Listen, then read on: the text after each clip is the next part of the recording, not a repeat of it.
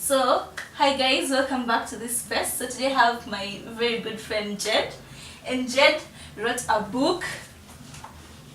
It's called Waraji, and I'll let him introduce it to us later. But for now, just an icebreaker. Jed, you'll pick 3 of these. 3? Yeah. Okay. And then you'll answer them. Okay. To get us to know you better. They have to be really random. That's I was trying to mix up. Okay, so yeah, I open. Let me just ask. Okay. So the first one is, as a writer, what would you choose as a spirit animal? I would choose a butterfly. Why a butterfly? Because, oh my god, I find butterflies, they are so light, and in terms of writing, wow, this question is so hard. But yes, I would still choose a butterfly because I just like butterflies. Oh, number 1, when I was in S1, I wrote a song about a butterfly. So yeah, my first kind of poetry essays came out of a butterfly. Do you remember that song? Fly like a butterfly, butterfly, butterfly, fly like a butterfly in the sky. I was like so young, and yeah, fly like a butterfly was everything. But I find like butterflies are it's so easy to hurt butterflies because they fly so quickly, they move so fast, and they are light. Yes. And also they kind of change, they go through from the egg all the way into becoming this whole beautiful kind of creature, from the egg, larva, pupa, in those stages. Like, there's a lot to talk about in your life as a butterfly, and I'm a butterfly, and in the book I'm a butterfly. Okay. Okay, yeah. What's your favorite underappreciated novel? Wow. I didn't think this question. I did read this question. I would have said no to them.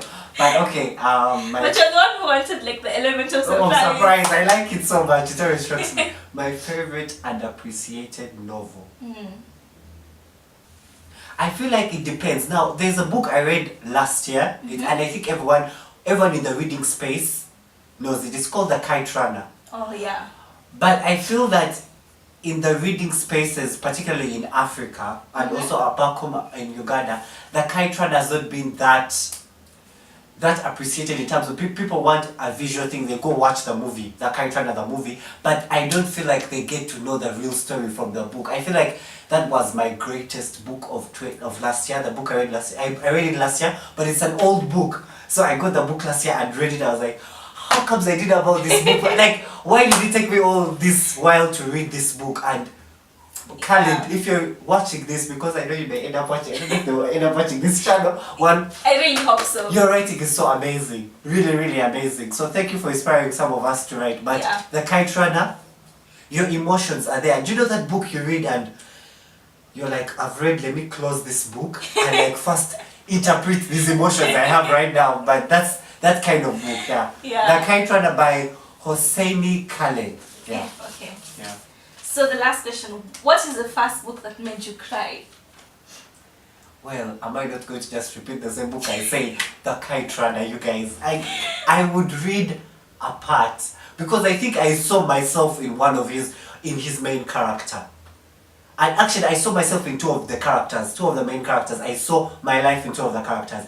And so when they would go through things, I'll be like, this is me like in 2008. Oh my god, this is me in this year. Can you please go read The Kite Runner? I'm even sick from remembering that. It's a book that made me cry. Yes. So now you have to tell us a bit about Waraji. Like, what should we expect? What should we, I'm not done reading it yet, but I already went through some pages and it's already like, wow, so shocking. So is this like real stories, or was there like a fictional element? Like, what went into the characters? And just tell us. And also the writing style, I find it's so unique. So what inspired you into all that? So just a brief. Okay, I don't need to hold the book, yeah? Okay.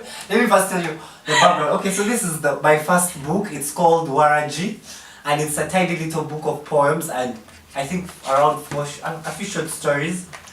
And wow, it's a journey of a young man who's moving from a time of trying to identify what kind of person he is and where he lies in an environment that has been told to be, there's this strong muscular person, Yeah. a man who can't be too sensitive, and there's a way society has run away from men who are too sensitive. Yeah. How can you be a man and you're too sensitive? That is not right, in quotes. So yes, it's a journey of that kind of boy who becomes a man. It's a coming of age book where you read how a boy becomes a man in a world of toxic masculinity, but while this person is so sensitive to the environment around him.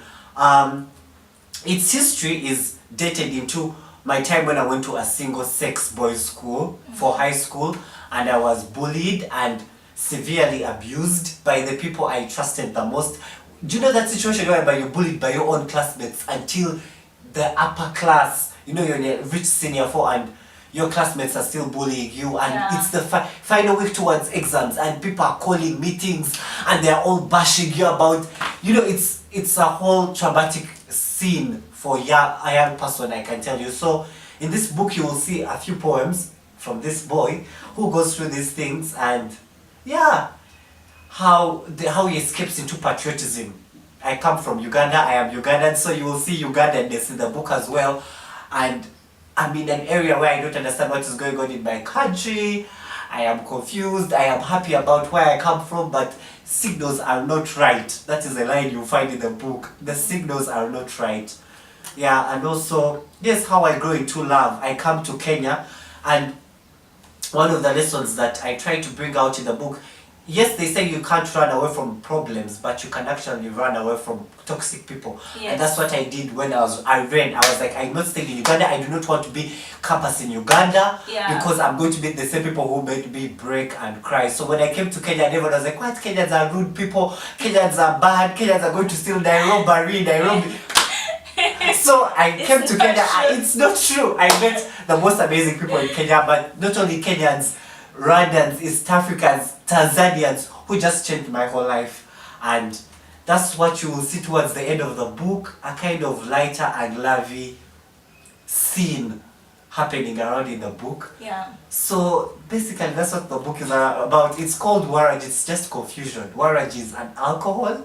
We'll explain as we read more things, but it's just confusion. You will see a confused person, but a confused person telling his confused story that you need to listen to, so that you can understand confused people.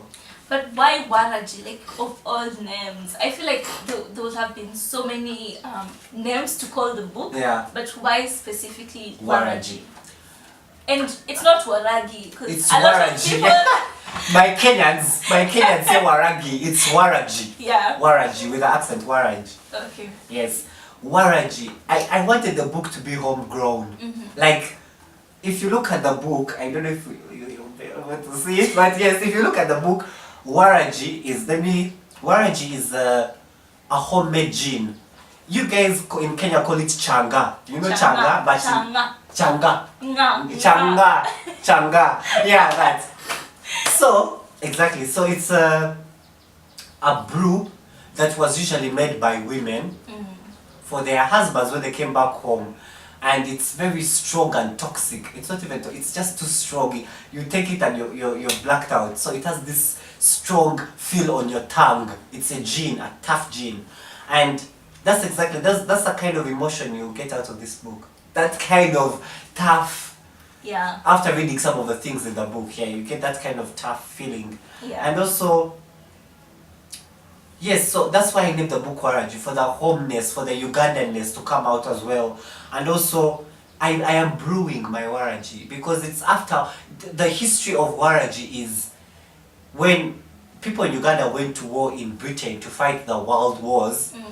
They used to present to them war gin. But when they came back to Uganda, they couldn't describe what war gin was. They called it Waraji.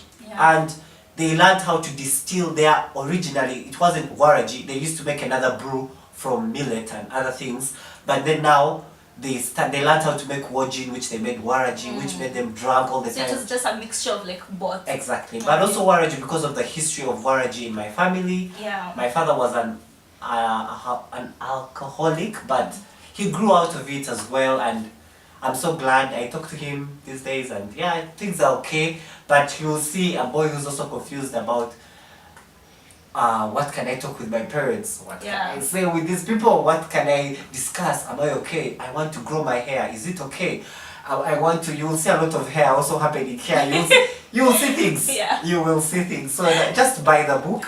Yeah. Okay. So people want to know, because there's someone out there who, like me included, who wants to write books, but we don't know how long did it take you to write Waraji? What did you use? Did you use a pen, a computer, a typewriter? What went into the process of creating this book? So for Waraji, the things in this book are the things that you wouldn't occasionally, as an African, as a Ugandan who has grown in Kampala, would not publish for everyone to read. Yeah. So it wasn't something I was like, oh, I am going to write a book called Waraji. It became a book this year. I actually made the decision to publish it this year. So at first it was just my journal, things I was journaling from high school. So you will find a lot of high school rantings inside this book at the beginning, and then towards the end you'll see campus, university, and love and growth and happiness. So initially it was not like, oh, I'm going to write a book. So it was, I began writing in a journal, my journal, and then as time went by I started using my laptop. I got my first personal laptop as I was going to campus. So that's when I was like, oh, oops, let me start writing some stuff, and yeah. So that's why I started writing about just having moved here and living here. And when I was acting, my time acting in theatre in Kenya has also helped me write. So in terms of the medium, if it's a pen or a typewriter or anything like that, yes, I usually use a pen first, because there's just creativity about being on your bed and having a book and writing. So after that, I then transfer onto my laptop and start scaling out. Because right now, I'm also working on now a book, because this did start out as a book. The next thing I'm working on is now coming out to be a book, an actual book. So for that one, I am actually having a journal, and I'm writing about the things that I really want to talk about in this book. Yeah. So this is really a collection of poetry. Yeah, this is just a collection of poetry over the years, from 2008 to 2018. So 2017, yeah. So did you have to edit the tone, because you said you started journaling when you're in high school.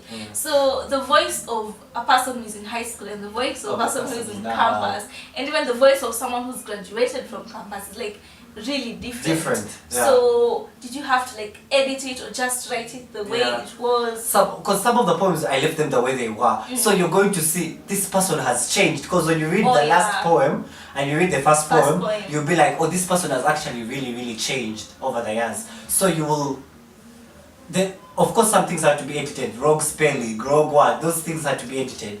Yeah, by the Hen House. Our company is called the Hen House there. So yeah, we went through some of the poems, edited them, and hoping to come out with even new editions of Waraji. Probably there are some poems we didn't exactly put in, but we may have a kind of deluxe album kind of thing. But we'll have just you wait and see. This is the book Waraji. Yeah. So talking about editing, I really wanted to know, is there a specific detail you edited out of the book? Was originally in the book, but then you're like, nah, I don't think this can be in the book anymore. So, about that, to answer that question, originally this book did have some poems. Okay. Because some of the poems talk about abuse and, how I was in school and I was molested by a friend. Yeah. But then, I feel like I can't talk about that, you guys. What are people going to think? So that whole section, it's called the abuse. Then it's called the abuse. It has a very interesting art. But the entire abuse part wasn't there, and I think I did feel like I should include it. So to answer that question, it's the reverse. Oh, so you edited it in. I did remove something, I actually added something, because I felt like I just had to be brave enough and just tell this story the way it was. Anyway, so yesterday I was talking to a friend of mine and showing her Waraji, and I was like, you should really buy this book, you should get it and everything. So she was going through it, and then she was like, this book actually reminds me of Milk and Honey by Rupi. So were there any authors or any books that inspired how you wrote, or even your voice, or any part of what Waraji is right now? I would like to answer that question by reading a poem at the end of the book that, of course, talks about my inspirations. Yeah. It's called The Poets That Built This Book. You, my figures, my sage, the reason I dropped the soapy plates in the kitchen sink and took to brewing this wajin, this waraji. My inspirations, Shwenkurumbarebachi, Lana, Iva, Rupi. Thank you, it is done. The poets that built this book. I'm just so thankful to artists, just generally different artists, because they actually inspire this book. Shwenkuru Barebachi means my grandfather Barebachi, who is always telling us stories every time we go home. And I'm so thankful to God that he's still alive, because he's always telling us stories about our past and our history. Lana, from high school, Lana has always talked about depression, and she made me feel like it's okay to write about being sad. It's okay to write about being abused. It's okay to write about a country that is collapsing, wrong politics. It's okay to talk about things falling apart, and not just what everyone writes about, because I found it common, like in Uganda and different areas. People talk about love. Oh, we went out last night. Oh, life is too good. Oh, I took some drugs, and but in an ecstatic way. But mine is kind of depressed, and like at the beginning of the book, it's so depressed. And Lana has taught me that it's fine to write about depression. Rupi, express yourself, just in whatever words, however simple, and you will find that in the simplicity of some of the words I write. Yeah. It's not complicated poetry, because people are not going to switch off their phones to get a very complicated book to read. But still, it's honesty. The level of honesty that comes out of her work has also really, really inspired me. Yeah. And of course, Iva, who's a young Ugandan writer in South Africa right now, and his art and his books have really inspired me as a young person as well to go ahead with my dreams and write. So I'm so thankful to all of you, and God bless you guys. And yeah. So the next question was going to be like, what was your hardest scene or chapter to write? But I think so we'll take a short break just to show people the pages and the artwork in Waraji, and then when you come back you have to answer.